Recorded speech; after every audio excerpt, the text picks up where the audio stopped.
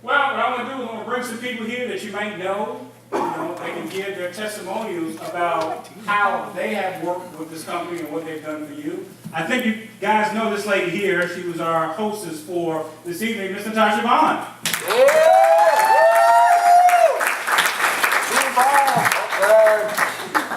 Oh, I'm sorry. You might need this. To have all my information up there. Okay, so good evening again, everyone. So obviously I mentioned it before because I did a shameless plug. I'm a realtor, shameless. I'm just glad I had the opportunity to continue doing it again. As far as real estate investor, with that hat on, short sales and wholesaler. And then the market is New York and Pennsylvania. So I do buy and hold in Pennsylvania. So first and foremost, as a realtor, one of the issues that I come across, how many realtors are here? I mean, no, be proud. How many realtors are here? We're going to just do this one more time. Can I just see your hand? Up higher? Okay, very good. Sean, is that right? Okay. And, you know, when you're sitting down, you're profiling your buyer, and, you know, they don't give you all the information up front. And I like to work with a team of people, like a mortgage banker, because they need a loan to get the house. And I'm sitting there, and I refer them to the mortgage banker, and I ask them what's their credit score, and they look at me. And I look at them. I don't know your number. What's your number? No, not their phone number. Just what's your 3-digit number? They don't know. So here are some of the things I come across. Live client, live buyer right now. It's a family. It's a couple, married couple, and they're looking to purchase a home in Hempstead or in Elmont, Long Island. So I said, what's your credit score like? Nah, not too good, not too great. Okay, but you want to buy a home? Yes. How much you want to buy a home for? And he gives me an astronomical number. So now you have to sit there and be for the realtors in the room, you have to sit there and be a psychologist. Like, how do you really tell this person your credit sucks? And be respectful at the same time. No, am I exaggerating? It's serious. And it's like, wait, you want to buy a home. You want to you want to have the American dream. Now, I have to be the one to tell you your credit sucks. That's not a good message. And at the end of the day, what do I want to do? Help that person buy their home, because what do you get? What do I get as a realtor at the end of the day? At closing. Ching. Closing. And that's my commission. Right? Realtors, right? So this is what I do. I sit down and I talk to this live customer. And this is what he told me, Mr. Moore. And it just works hand in hand. He said, well, my wife, her credit score is not so great, so we're going to pay off some of our bills. And I'm sitting there like, really great, wow, thanks. You're not helping me right now, and you're not helping yourself. Because what you need to do, and then that's when you go in and you educate someone, because the first thing I noticed is you need to educate that person. If you can tell this person, realistically, this is not going to work out as you planned, but here's your alternate plan. This is what you should do. What have I done for myself? Effectively, I've talked to that person, I've educated them. Now they realize, you know, you're not just a realtor, but you're a realtor who have, you know, connections. You're a realtor that can help me get to this dream and actually help me in an area that I thought I was fine in, but I really wasn't. So that means more closings for me. That means more happy customers, and they get the home that they want. All through the credit restoration plan. Second is, I have to tell you a funny story. So I have a buyer, again, it's a couple. And, you know, I work with the mortgage banker, and he referred this lead to me. So I said, great. Profile them, talk to them, met with them, know their daughter, met with the family, saw a couple of homes. It was great. It used a lot of gas. It cost money. So some of the realtors know where I'm going with this. I said referred from the mortgage banker, the mortgage broker, right? So what does that mean to me? They're what? They're what? They're qualified, right? So this was in the summertime. We're in November. We had a snowstorm already. Did we not? Yeah. We didn't close yet. Did someone groan? You felt my pain, right? After all that massaging I did, all that talking, all that driving, all that research, referred by mortgage banker, the wife now has to get kicked off the deal because her credit score is tanked, and it's garbage. Garbage. Meanwhile, they were trying to do what? Purchase a home and move in before, I would think, December.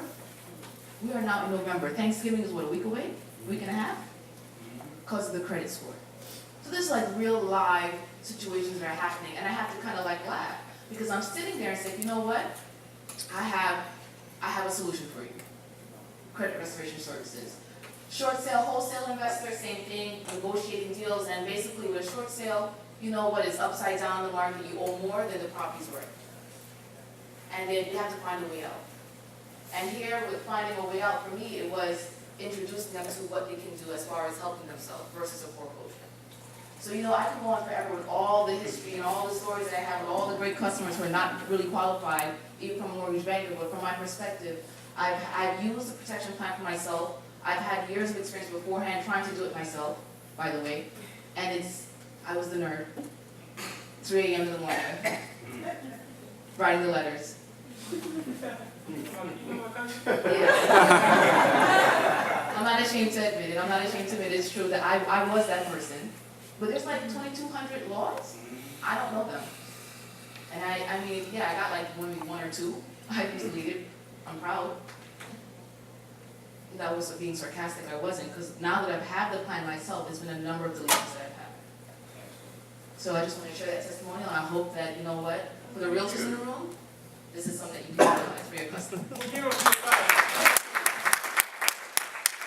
Ladies and gentlemen, you know, one of my strategies that I use, because I'm an investor too, okay? I was tricked, and I was tricked because my home office is located in Farmington Hills, Michigan, and I bought property in Detroit. And Teresa said, hey, we're going on a property tour, Mr. Moore. You got a couple hours to kid, why don't you come with us? I said, sure. And I went and looked at these properties, and I'm like, wow, 5 bedrooms, 2 baths. This is like, how much is this? $1,800. No, I mean, how much is it? $1,800. No, not how much I got to put down. How much is the property? $1,800. I said, this house is $1,800. So if I reach my pocket right now and give you $1,800, I can have this house. Well, no, it's a price was more, but yes, $1,800. And this is legal. He says, yes, this is legal. Okay, you're messing with me. So then I go on another property tour. I might go down the block, and I see a bigger house. I go, wow, this is cool. Woo, man, I know this costs some money.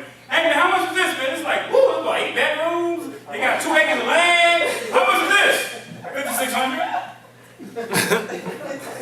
How is this possible? So I learned about, you know, investing and lease options and things of that nature.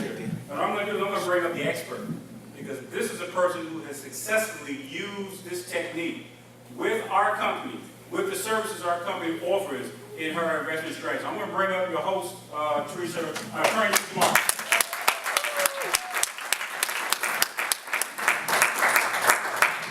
Everybody got their book? Who got a book? All right, I get a book. Everybody get a book.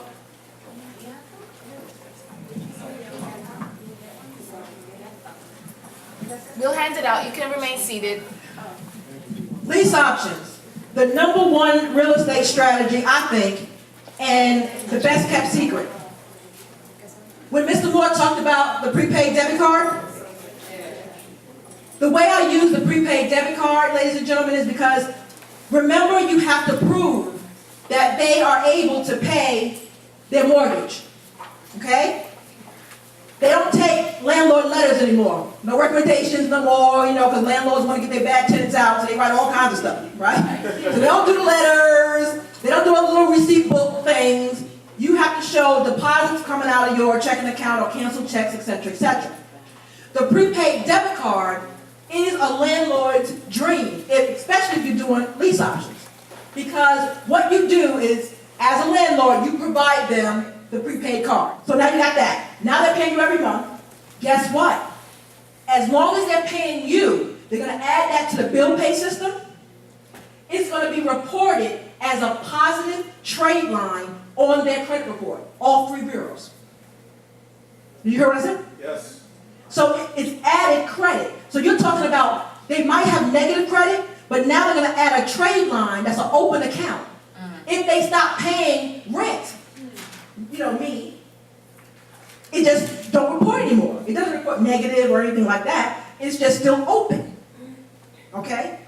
And I'm like, people don't understand this? I don't get it. I've been doing lease options forever. You know, this is the first card that I was able to do. And now, landlord, you say, I don't take credit cards. Guess what? I need a tracking record. Because every month, my tenants get a statement. So after the 24-month period, what are they going to do? Produce that statement to the bank. So a lease option must be above market rent. That is the key to lease options. Angela Agason is our branch manager for Carver Bay. And she actually took the tour. And she's actually in my subgroup. I love her because she's great with financials. And I want you to talk about why you got involved as a branch manager and also what you saw the legitimacy of the company. Hello.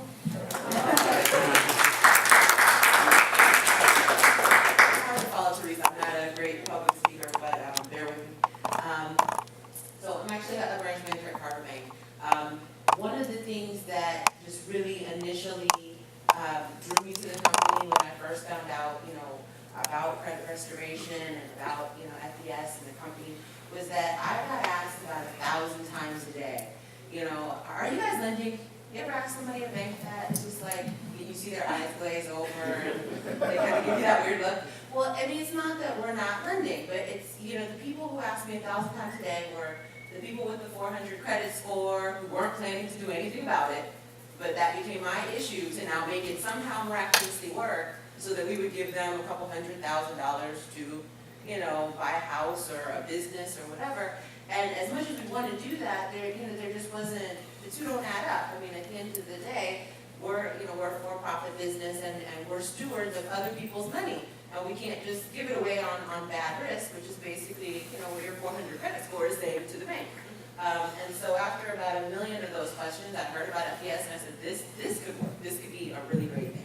Because I don't fix people's credit, and people come to me and they're like, what can I do? Should I pay off my bills, and who do I call, and can you print the credit bureau reports for me, and can you come to my house? And I'm just like, no, I can't, but when you fix it, come back to me, we'll talk about it. And so it was that constant conversation of, you go away, get yourself together, then then come back and bring me all of, 2 years of tax returns and financial statements and the application fee, and we'll have a really great conversation. So that was really what drew me to the company. And after, seeing that it was, of course, an accredited business and it was rated by the Better Business Bureau, there was a certain level of comfort. And then really being able to have that kind of in my back pocket to say, hey, I can help you fix your credit, but I know a really great company that really stands behind what they do, and they can help you fix your credit. And then to take that a step further, we were able to partner and have some really great credit seminars in our location that paired up the education that Mr. Moore was so kind enough to give us tonight around, don't just pay off your bills and think that's going to work. Understand what the process is, understand how the number comes to be and what it represents, and then you're more well-armed to fix it. And pairing that kind of information with, and now we have a service that's going to handhold you and help you to fix your credit in 60 days after your first challenge cycle, or after 2 challenge cycles, then you can come back to me and let's talk about the loan that you want to get and the business that you want to start. Because a lot of people come to us for not even just personal loans or your personal mortgage. They come to us for small business loans, but most small business owners, if they've been in business for less than 3 years, so it's a minimum of 2 years to get most small business loans, we look at majorly your personal credit score, because most small business owners put 90% of their income back into their business. So if your personal credit score is low, then we're not going to lend to you, and that's just that's a real fact. And so no matter how much you try to separate them, it's still going to tie back at the end of the day. So I was kind of sold after the first couple of meetings, and definitely loved the product, loved because I'm a customer, and love the ability that it gives me to be able to have a different conversation with my customers, because I work at a community bank, and the last thing I want to do is be the community banker who's always saying, no, I'm not giving you loans, but I'm always claiming to be lending. I did go on the Detroit property tour, which was amazing, and Mr. Moore is not exaggerating. You're walking up to these really beautiful homes, and they're like, yeah, so it's like $4,500, and you get 6 bedrooms and 2 baths, and it's on a tree-lined block, and the children ride up and down the street on their big wheels, and it's really great. But it was an amazing trip, and it was eye-opening in that there are markets like Detroit. The city itself is full of people who believe in their city. I mean, they're all about, we believe, we can bring it back, everything is, at least that was when people told us about all the new industries, about, the type of home renters. We were able to go into one family's house that was kind of their typical home renter. And they opened the door, hey, sorry you missed dinner, come on in. And they were really just, it was amazing, it was really amazing. And, I think here in New York, for those of you guys who invest in the New York market, we kind of have this like, oh, I don't want to rent to this Section 8 person or, whatever, because here it means something different, completely different. And so, I don't know, Teresa will probably tell you the same thing. We sat at the table, the realtor's like, yeah, you want to get a nice, Section 8 tenant in there, and then we were just like,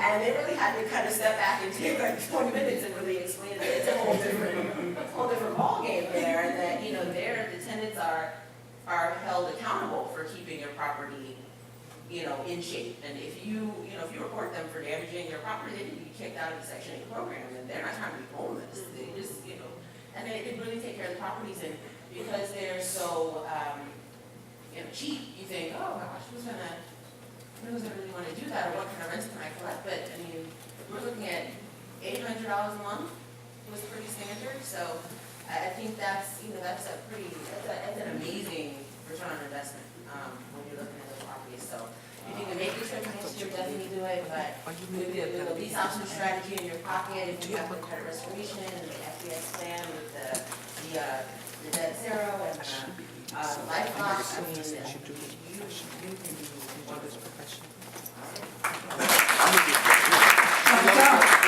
I'm going to bring back up Mr. Moore. I'm going to be sitting at the table. We're going to do question and answers. So ask anything. Don't go home without having your questions answered tonight, okay? Really not much else I can say to close this out. You guys have been a great audience. I love your energy. Also love your longevity. Because I'll be in Ohio, they just be like, oh my God, more, please, please. So one of the things that we are trying to do, ladies and gentlemen, is that if you have any questions, I will definitely be in the back. We can talk, we can strategize. The thing is that we want